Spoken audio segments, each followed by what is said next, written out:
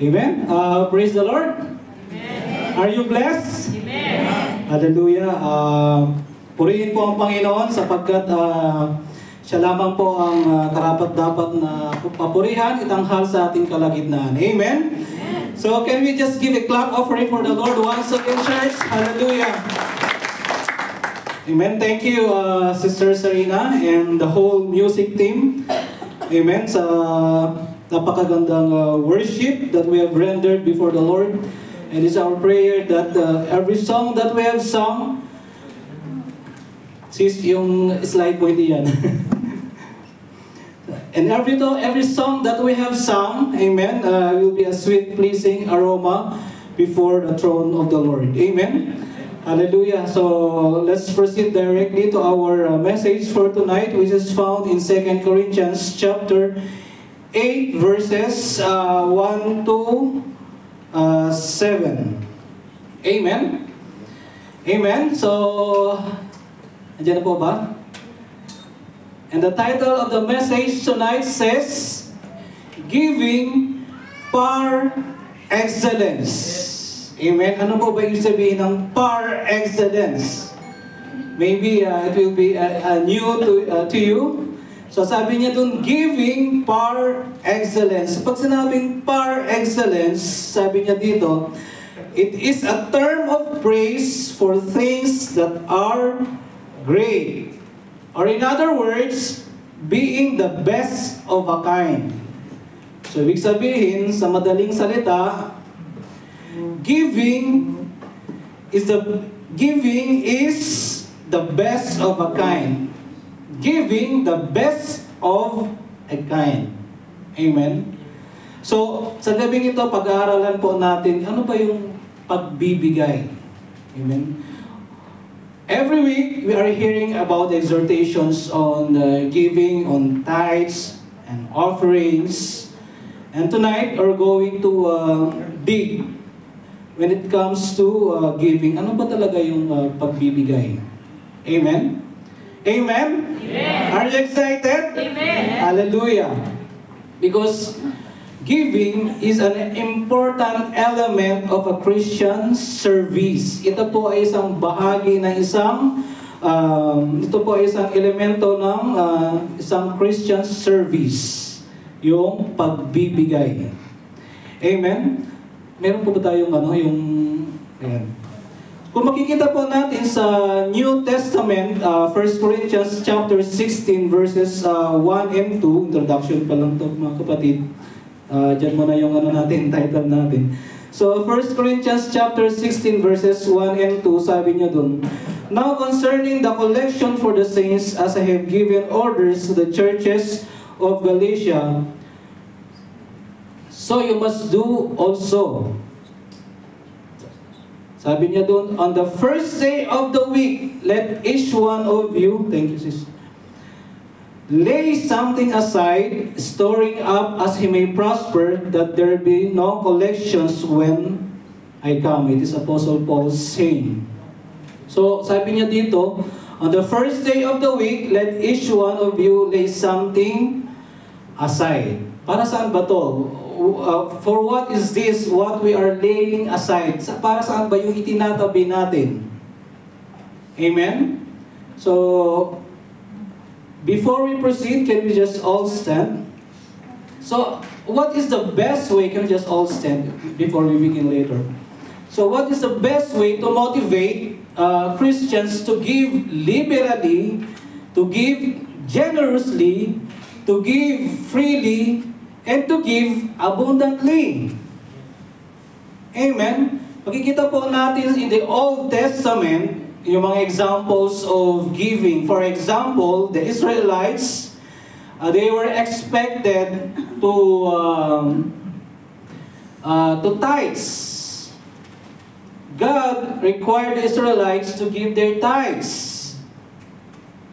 Now, in the New Covenant, in the New Testament, we enjoy greater blessings than those of the Old Covenant. Bakit?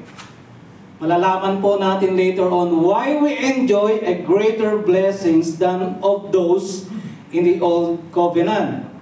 So, ibig sabihin, so our giving should be at least 10%, if not greater.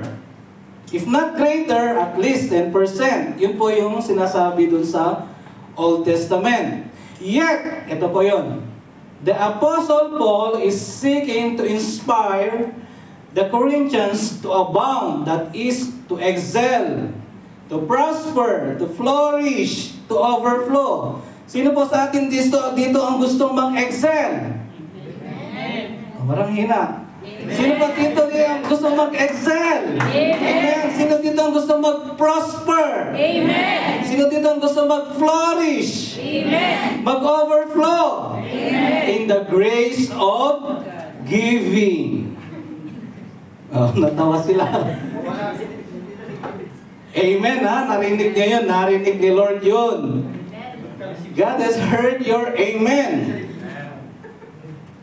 You want to excel, you want to prosper, you want to flourish, you want to overflow in the grace of giving.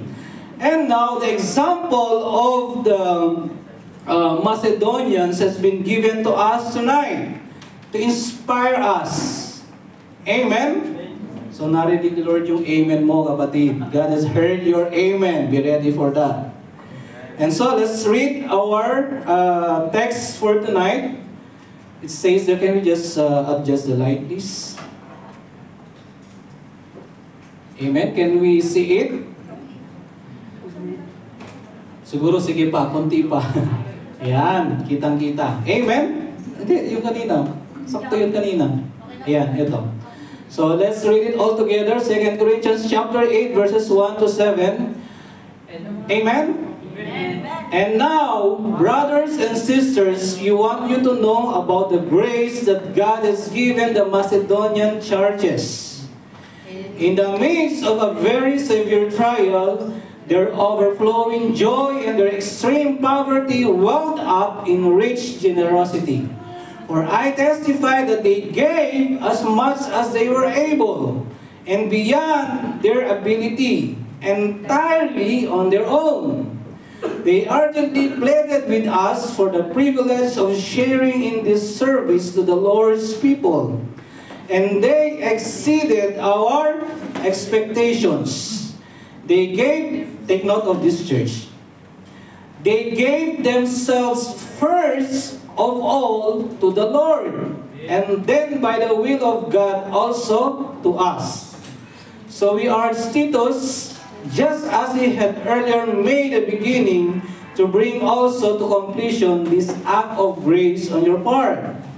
But since you excel in everything, in faith, in speech, in knowledge, in complete earnestness, and in the love we have kindled in you, see that you also excel in the grace of giving. Sa Tagalog po, let's read it in Tagalog. Nowadays, I wanted to read in Tagalog. Please bear with us, brothers.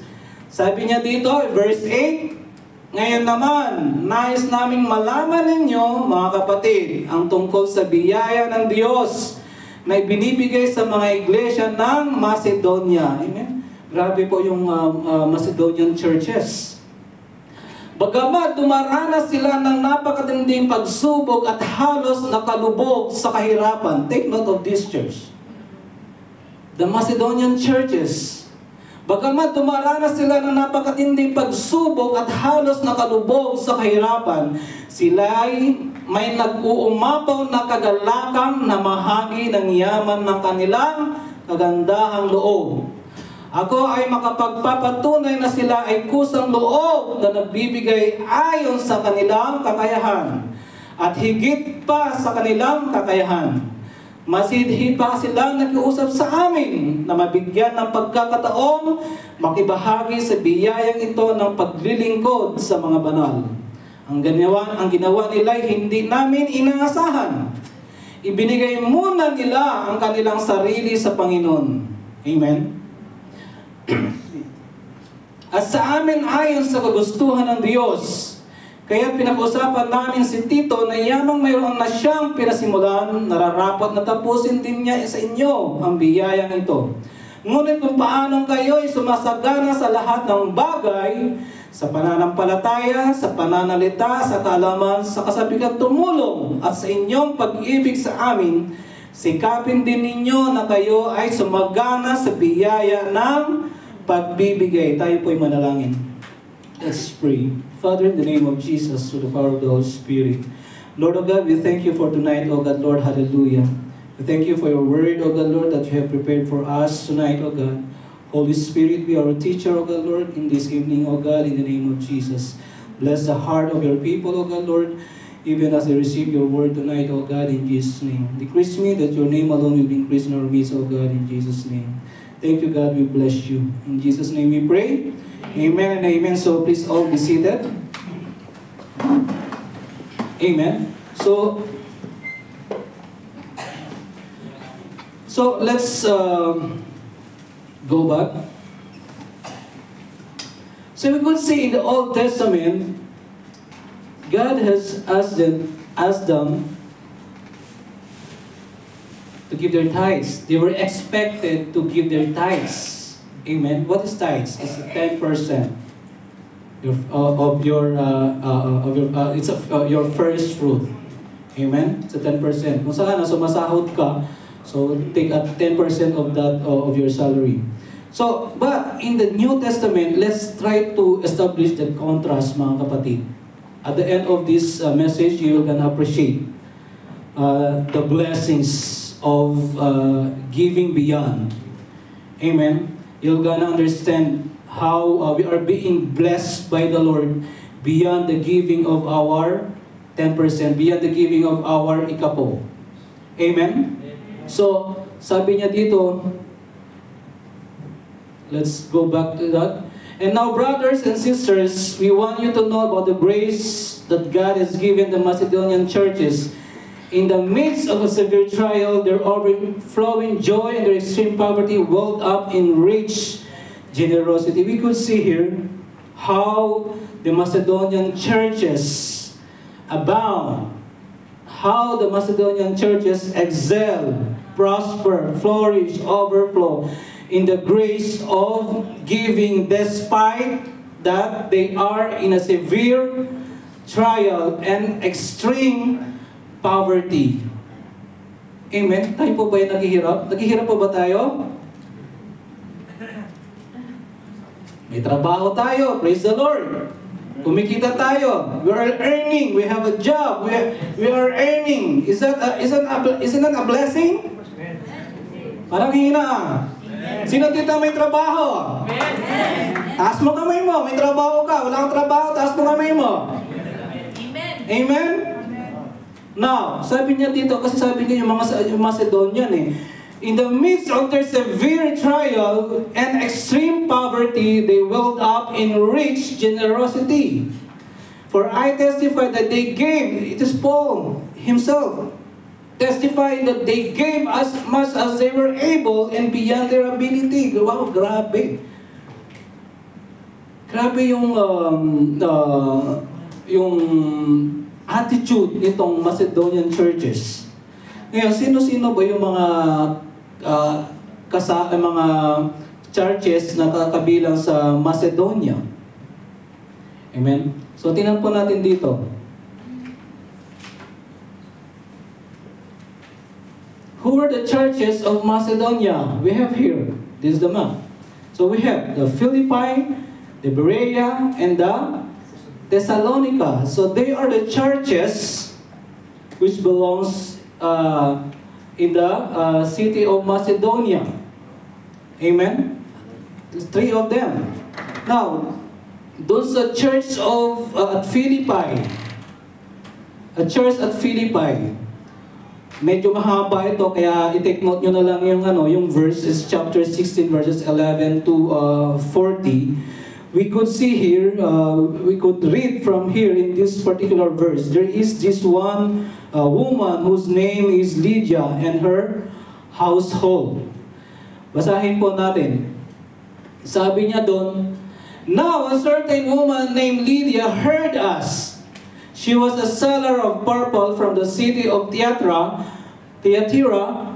who worshiped God. The Lord opened her heart to hear the things spoken by Paul. when Paul had spoken the message, Lydia had opened, the Lord had opened the heart of Lydia. And when she and her household were baptized, so ibig sabihin, Lydia believed in the Lord, including her family. And when they had believed, they got baptized. Amen?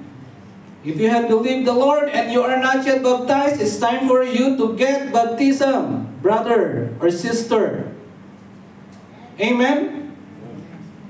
If you really have believed the Lord, then it's time for you to get baptism. Sabi niya dito, when she and her household were baptized, she begged us saying, if you have judged me to be faithful to the Lord, that means, kung tinuturing mo ako isang bagong kapatiran, sabi niya doon, come to my house and stay. So she persuaded them. Come to my house and stay. So makita po natin yung hospitality ni Lydia.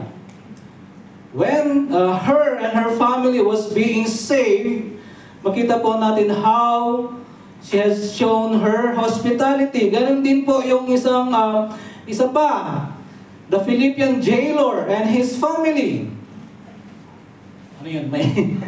May ano dyan, nagbi-blinking na ilaw. The jailer brought them into his house and set a meal before them. He was filled with joy because he had come to believe in God, he and his household. So makita po natin, they invited all, including the team, to come to their house. Amen? So makita po natin how the hospitality, how generous they are. Amen? Tayo po ba ay among us here, when you were being, when you have received the Lord, and you have invited the leaders, the pastors to come to your house. We have here brothers and sisters who had known the Lord, and they had invited the team to their houses. We could see their hospitality. Amen? And in these churches, in the churches of Philippi, we could see this, the family of Lydia and the family of the Philippian jailer, how they had invited the ministers of the Word of God in their houses. And they have shown their generosity. Amen? So, these things, it helps us to appreciate what we could learn later on. In Philippians, when we read it, they had helped Paul throughout his ministry. Throughout the ministry of Paul, this Philippians church, they had helped Paul in his ministry. Siyempre, sa isang ministry, there are needs. Amen? And there are always needs. And the thing is that they had helped Paul throughout his ministry. Amen? Are we willing to help this ministry throughout the period that we are here, hanggat nandito tayo? Amen? Are we willing to do that, just like this Philippi church, the church in the Philippians, Philippi? They are willing to help Paul throughout his ministry. And this is the prayer that we have in this church. Amen? Not only that, because whenever we come together, we help the ministry. Amen? We are ministering to the needs of the saints. Sino ba yung mga saints? Ang bawat anak ng Panginoon, every child of God who are here in this place. Amen? We were able to minister to the needs of the saints. Amen? So the question here is that, are we ready to help this ministry through our hospitality? Amen. Through our generosity? Amen? Kaya kanina, sino dito gusto mag-excel, mag-overflow? Lakas ng amen kanina. Amen? Now, there is another church in the Macedonian city. We have the Thessalonica. The church at Thessalonica. Amen? It is in the same city. So, kung ano din yung ginagawa ng Philippi Church, ay ganoon din po yung ginagawa nila. They are helping the ministry. Sabi niya dito, And some of them were persuaded, and a great multitude of the devout Greeks, and not a few of the leading women, joined Paul and Silas. So many were converted at this church, though they had gone through a lot of persecutions. That's why it requires Paul to leave suddenly. Now, makita po natin in 1 Thessalonians 4 verse 9 and 10 how this church excel, amen, in the matter of brotherly love. Sabi niya dito, but concerning brotherly love, you have no need that I should write to you. For you yourselves are taught by God to love one another. And indeed you do so toward all the brethren who are in all Macedonia. But we urge you, brethren, that you increase more and more. Amen. So, we could see here that in this particular, in these churches in Macedonia, we could see the example of giving par excellence. We could see the example of giving, which is the best of a kind. In the New Testament, nowhere it is being mentioned the other churches. It is these Macedonian churches that they excel in the grace of giving. That's why this Paul had used the example of these Macedonian believers to the Corinthian church. Amen. So, because we could see here in these churches, out of their severe trials, out of their extreme poverty, they excel in the grace of giving. Amen? At tayo naman po, I don't believe that we are going through extreme poverty just like them. Amen? Because God has blessed us with a word that we have right now. Yes, we have our brothers and our sisters who are not having a job. And we continue to pray for them. Amen? We continue to pray for them that God will gonna open doors for them. Amen? Kaya, ngayon, ano po ba how can we characterize their giving? How can we characterize, paano ba natin may isasalarawan yung pagbibigay nitong Macedonian churches? Here we are learning things. Sabi niya dito, and now, brothers and sisters, we want you to know about the grace that God has given the Macedonian churches in the midst of severe trial and their overflowing joy and their extreme poverty welled up in rich generosity. Number 1 says there, they gave sacrificially. In the Old Testament, once you have given your tithes, class, you have given your tithes. And giving our tithes, when we give our tithes, we honor the Lord. Amen? When we give our tithes, we honor the Lord. Now, tingnan po natin in the New Testament.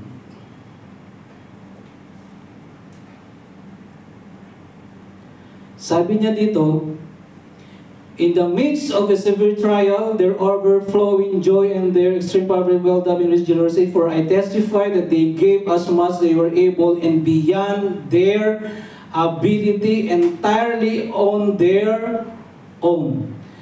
They gave as much as they were able and beyond their ability. Can we compare that? Okay, example. Okay, I have given my tithes tonight. That's it.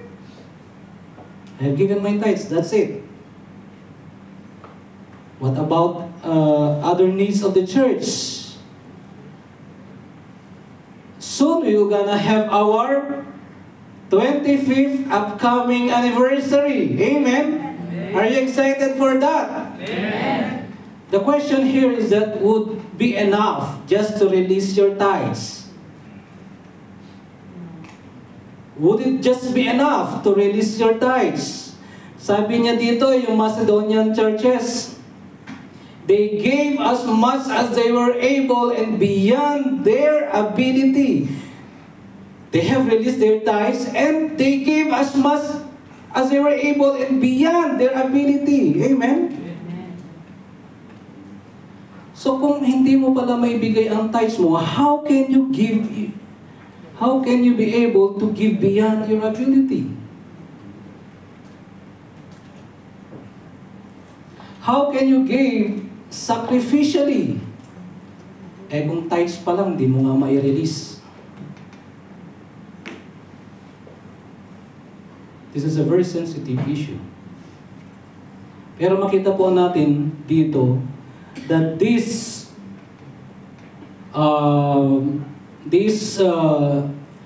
Macedonian churches, they gave sacrificially. Amen? As much as they were able and beyond their ability. Magkano yung kaya mong ibigay, kapatid? After releasing your tithes, how much you can give? How much you can support? Amen? Makita po natin, they gave sacrificially. It's a sacrifice. Pangalawa, they gave joyfully. Sabi niyo, in the midst of severe trial, their overflowing joy. Their joy was overflowing. Amen? Parang hirap yata yun, no? They are experiencing severe trial and yet they gave beyond their ability. At hindi lang po yun, makita po natin yung kagalakan sa kanilang puso. Makita natin yung joy. Amen? We could see the joy in their hearts. Amen? Tayo po ba pag may joy sa ating puso pag nagbibigay? Do we have that joy? Or maybe, allowance ko na itong tithes ko sa San Juan eh. Hindi, hanggang tithes lang tayo mong bigay. Hayaan mo dyan, walang pagkain doon sa mesa. Hayaan mo dyan, walang merienda during Friday's practice.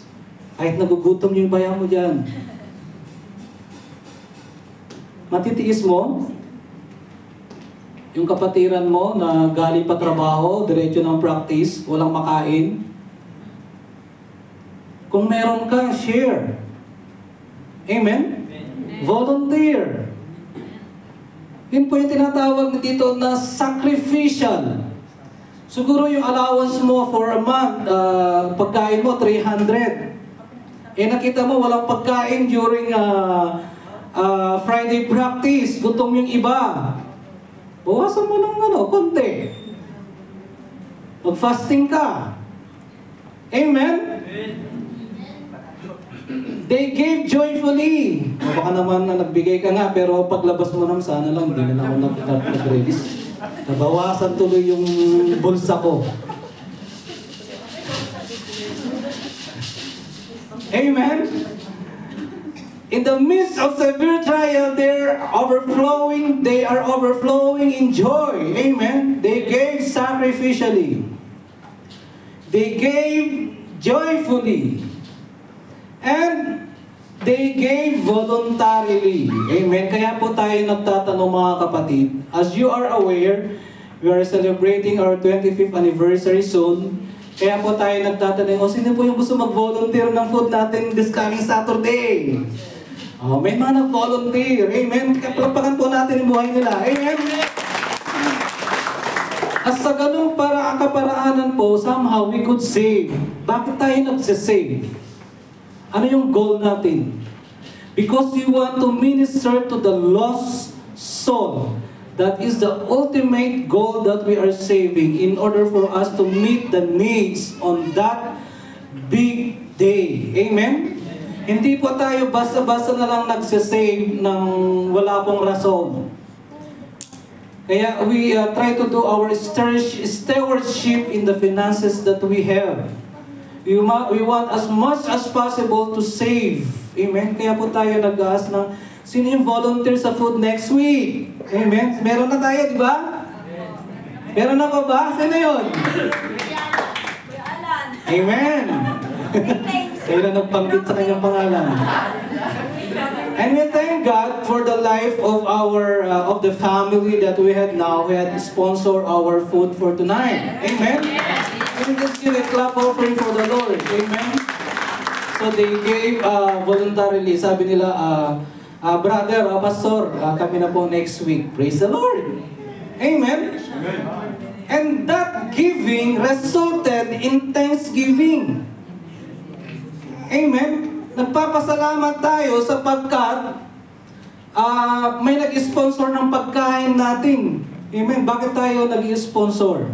Because we want that our sponsorship will result in thanksgiving to the Lord. Amen. Hindi po yung we brag. Amen. Those people, they don't brag about their sponsorship. And we need to mind it that whenever we sponsor such, we don't brag our sponsorship. Because if you brag your sponsorship, then you have received your reward. Amen? Kaya, give voluntarily. Sabi niya dito, the Macedonian churches, they gave voluntarily, entirely on their own. Amen? Amen? Amen. So they hindi po sila they were not being commanded. Oh, ikaw magbigay ka. Ikaw. Brother, next week you give up. No, we don't pinpoint people. We don't pinpoint people to give. Yeah, we ask, sino ang gusto mag-sponsor next week? We don't pinpoint people. Amen? Ay, sister. Ano pa pangalan mo, sister? Ikaw next week, sister. No. We want a voluntary, that their giving is voluntary. Hindi po sapilitan. We cannot command them to give according to their, against their will. Amen? Amen? Kaya sabi niya dito, for if there is a willing mind, it is acceptable according to what one has and not according to one who does not have. 2 Corinthians chapter 8 verse 12. That's why in our giving, pag may mga ganito po, we ask donations, we ask pledges, pero hindi po tayo nagbibigay ng limit sa amount. Amen? Sapagkat alam po natin na we need to give. Amen? Sabi niya dito, for if there's first a willing mind, that is a question, are we willing? Amen? Are we willing? Because if you are willing, it is acceptable to what we have. Hindi naman nahanapin ni Lord kung ano yung wala sa'yo eh. Kung ano yung meron sa'yo. Amen? So giving must never be done begrudgingly, with a grudge in our hearts. Amen? So, we could see here, they gave, ano yung una? They gave sacrificially, they gave joyfully. Make sure that you have that still smile in your hearts when we give. Makapaglabas mo sana, hindi ko na lang, wala tuloy yung allowance. Wala tuloy yung panggas. They gave voluntarily. And next one, they gave persistently. Sabi niya doon. So sabi niya dito, the Macedonian churches, they are urging Paul to, they are pleading, Paul, bigyan mo kami ng opportunity na magbigay. I was being challenged of this particular line. Sabi niya doon, they urgently pleaded with us for the privilege of sharing in this service to the Lord's people. Ibig sabihin, the Macedonian churches, they are pleading, Paul, bigyan mo kami ng opportunity na mag-share, na magbigay. Kasi grabe talaga yung faith ng mga Macedonian believers. Sabi nila, bigyan mo kami ng opportunity, ng privilege to give. Do we have that kind of eagerness?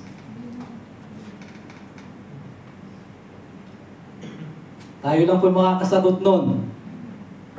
And even I was being challenged of this particular passage in verse 4. Because they are pleading with Paul. Paul, bigyan mo kami ng opportunity to share. Opportunity to mag-ambag. Kailan mo huling nasabi yan? Nasabi mo na ba yan kung hindi man sa iba, sarili mo? Pastor, bigyan mo kami ng opportunity na mag-ambag. Recently, I was talking to one of the disciples and I was being blessed with what they had said. Said, wow, grabe pala yung sa GC nyo. Yung sa GC na to, may hindi nagbibigay. Meron na namang sobrang nagbibigay. And now we are learning. Amen? Huwag po tayong, hindi porket po laging nagbibigay yung isang kapatiran. Siguro at that time, she was able. Pero sana pag dumating yung time na medyo gipitin, tayo din po ay magiging kagaanan. Amen? Hindi porket po nagbibigay lagi yung kagrupo natin, sige, kayo na lang, sige, kayo na lang. No! We need to share. Amen? We need to share. Huwag ka lang take ng take. Why? The Bible says it is better to give than to receive. Oh, sabi it's better to receive daw. It is better to receive. Pastor, nag-like lang po.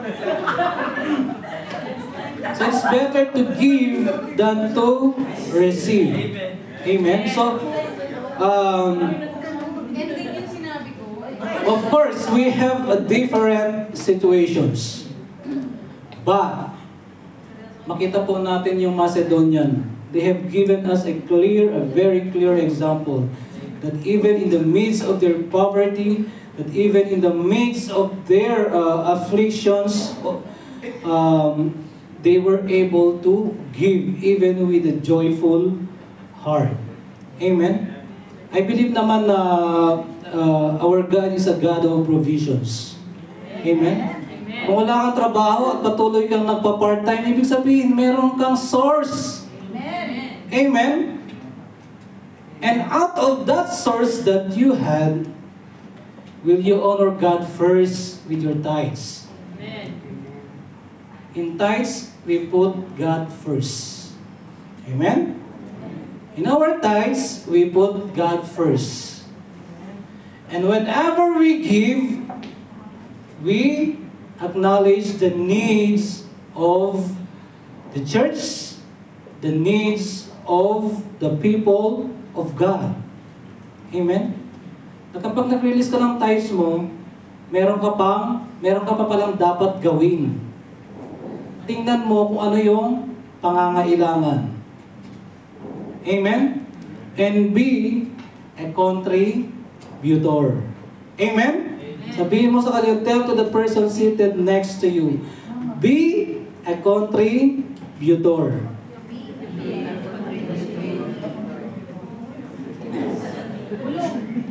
Be a contributor. Kasi yun po yung ginawa ng Macedonian believers. Despite of their poverty, despite of their afflictions, they were able to give sacrificially. They were able to give joyfully. Amen? Next, they were able to give persistently. Hindi lamang po, for example, sa mga disciples that we have now, hindi lamang po sa panahon kung saan ongoing yung disciples nyo. Pagkatapos ng discipleship nyo, when you have learned the art of giving, continue that attitude. Amen? Continue that. Don't stop kapag tapos na yung discipleship nyo. You can volunteer. Amen, Pastor, kami na po yung food next week. Pastor, you're gonna take charge of the food next week.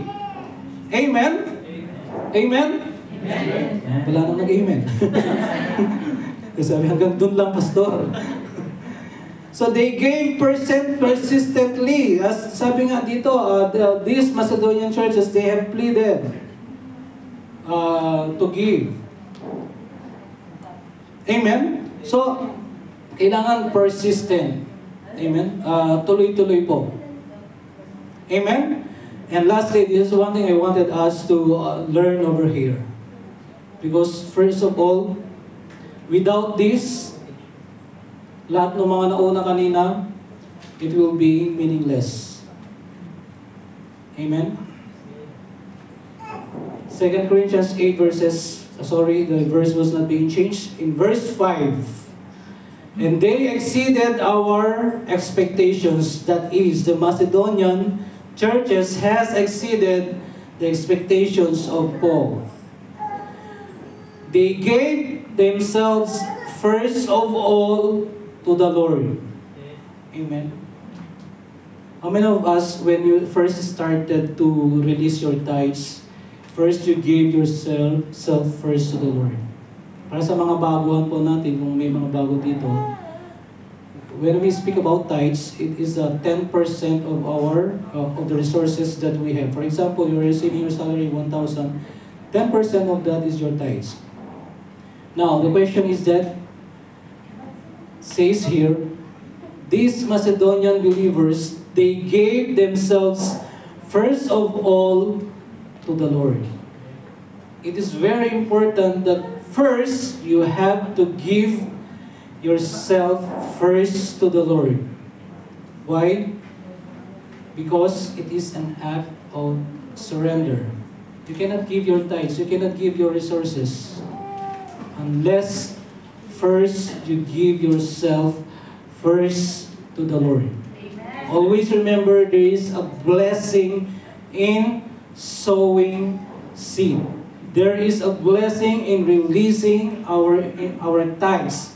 There is a blessing in giving to the cause of the kingdom. In Malachi, in the Old Testament, they were being asked to release their tithes. And that's it. That's it. E paano na lang sa atin? Kung hindi ka pa nagta-tithes, I'm not specifically asking whether kung saan ka nagta-tithes. Kung hindi ka pa nagta-tithes, paano na lang yung pangangailangan ng church? Paano yung pagkain sa mesa?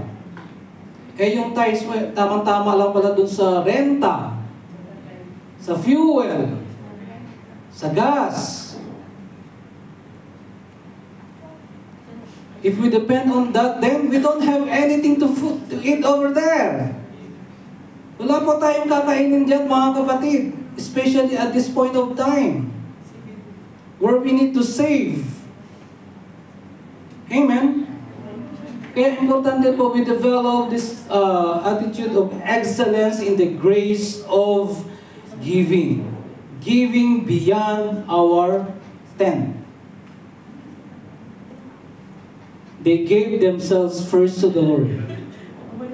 If you are that one who is not releasing your tithes yet, then give yourself first to the Lord. Amen. Give yourself first to the Lord. All of us are very familiar with Malachi 3:10 and the blessings that comes from it. God is going to rebuke the devourer for your sake. Is it not a blessing walang nagkakasakit sa pamilya mo? Is it not a blessing walang aksidente, walang mga karamdaman? Amen? Now, after releasing your tithes, do you still have the obligations? Maaari mo sabihin, wala, kahit nakikita mo may pangangailangan. We became blind of the needs. But we could see here, Paul has given us a role model, a role model church to go beyond, amen, of releasing our tithes. We have here the sacrificial giving. It goes beyond just releasing my tithes. It goes beyond just releasing your tithes in that box over here. Amen? Kaya sabi niya dito, they gave themselves first to the Lord. Amen? Amen? Amen. Because such is a mark of a disciple. Amen.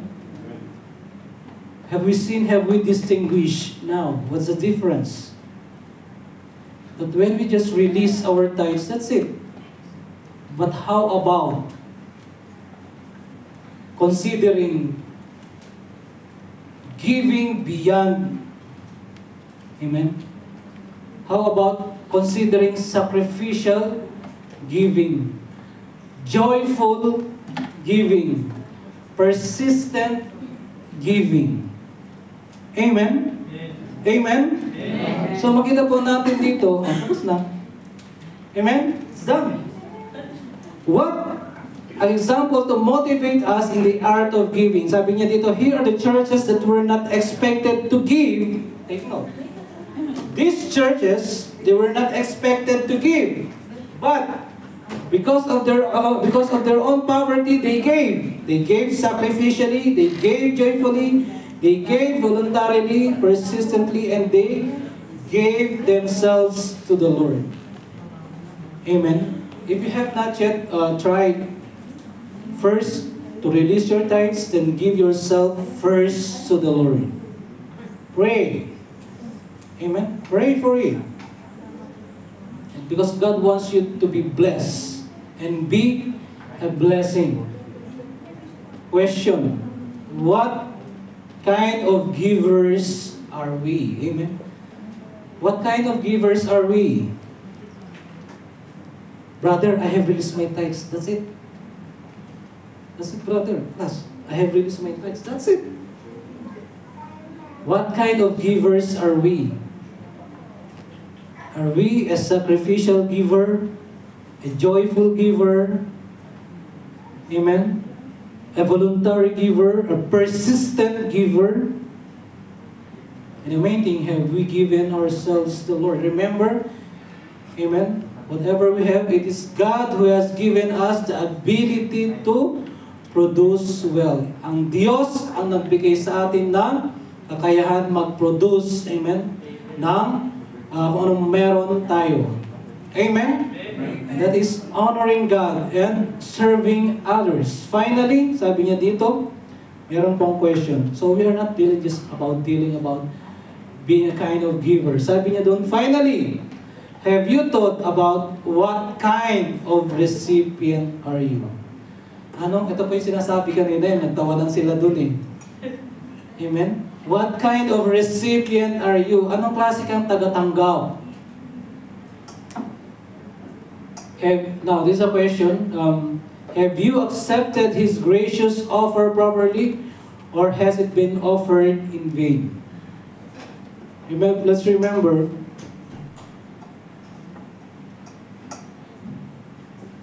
sabi dito sa 2 Corinthians 8 verse 9. Is it there? Yeah. For you know the grace of our Lord Jesus Christ, that though He was rich, yet for your sake He became poor, that you through His poverty might become rich. Jesus, when He was here on the earth, He has set aside all His rights. Can we just all stand, church? He became poor so that each of us will become rich. Rich in the grace and the mercy of the Lord. We then, as workers together with Him, also plead with you not to receive the grace of God in vain. For He says, in an acceptable time I have heard you, and in the day of salvation I have helped you. Behold, now is the accepted time. Behold, now is the day of salvation. If you have not received Christ as your personal Lord and Savior, it's time for you to come to the Lord and receive the salvation that God has given for you. Is anyone here? Do we have any first-timer here, or is there anyone here who has not yet received the Lord as your personal Lord and Savior? We want to pray for you if you are that person. 2 Corinthians chapter 6 verse 1 and 2, it says here, in an acceptable time I have heard you, and in the day of salvation I have helped you. Anyone? Amen. So we believe that all of us have received the Lord. And glory to God. Hallelujah. Can we just come to the Lord in prayer right now? Let's just close our eyes and begin to pray to the Lord. As we have seen in the passage that we have learned tonight, the Macedonian churches, they gave themselves first to the Lord before surrendering whatever they had.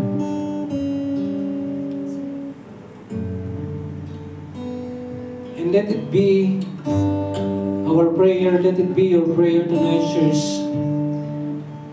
to give ourselves first to the Lord. So that whatever things that we are going to give,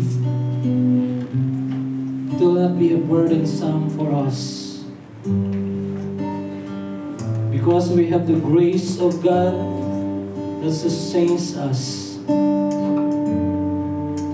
Just talk to the Lord right now, church. Speak to the Lord right now.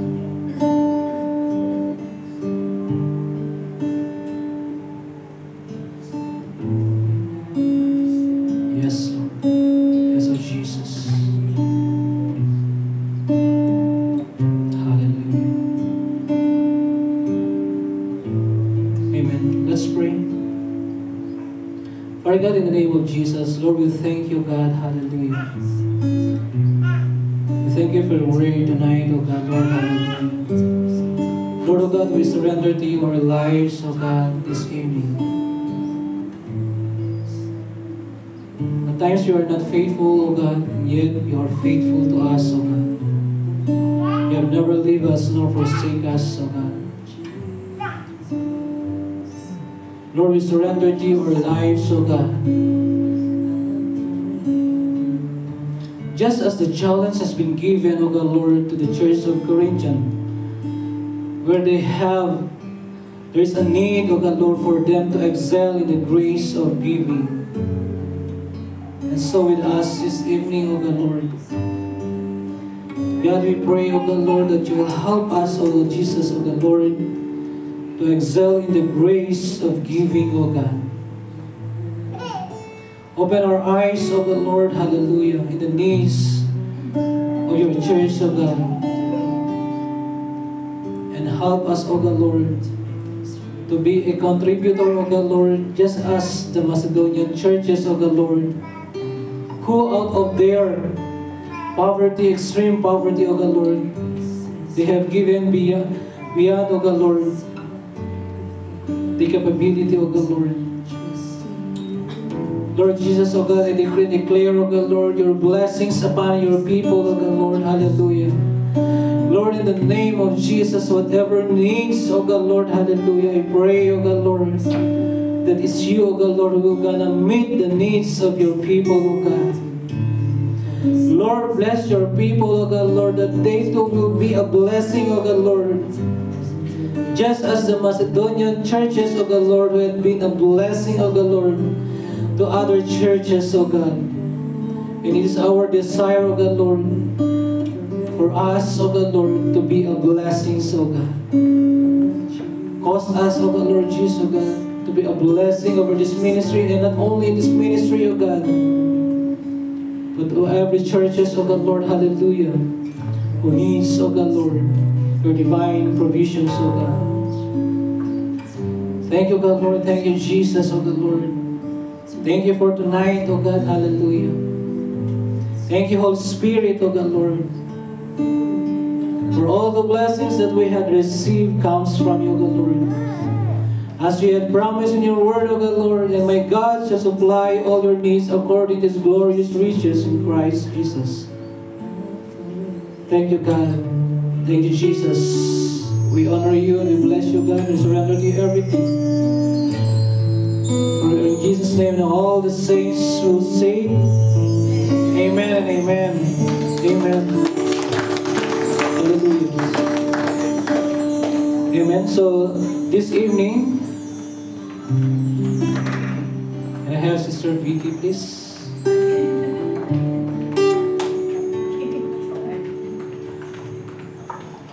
we had here our, I just want to explain the two boxes. Is there? Yeah, the two boxes over there.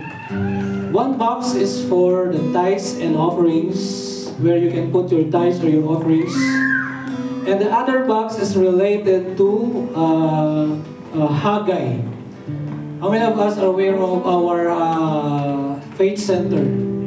Amen? So the other box is for our faith center. Amen? And we continue to sow a seed for this faith center in order for us to continue enjoying the usage of it. Amen? So let's pray over these boxes, Sister Vicky.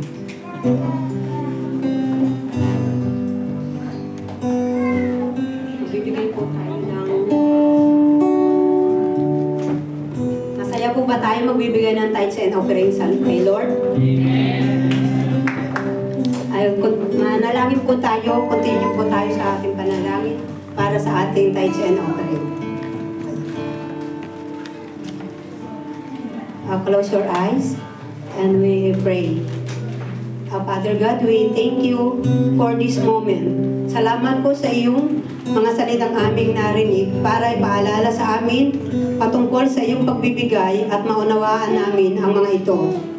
Lord, ito po ang tithes and offering na handog namin sa iyo na sa susunod pong mga araw, Lord, ang mga tithes and offering na ito ay mapuno po, Lord, at magamit po sa iyong kaharian. Lord, i-bless mo po ang mga taong para magamit sa iyong kaharian. Lord, patawarin mo po kami sa aming kakulangan at paggawa na di kaaya sa iyo. Lord, sana po maging tapat kami sa iyo dahil ikaw ay tapat sa amin. Sapagkat ito po ang iyong salita at yung salita ay mananatili magpakailanman. Ito pong lahat ay sinasama dinadalangin namin sa matamis na pangalan ng anak na si Jesus. Amen.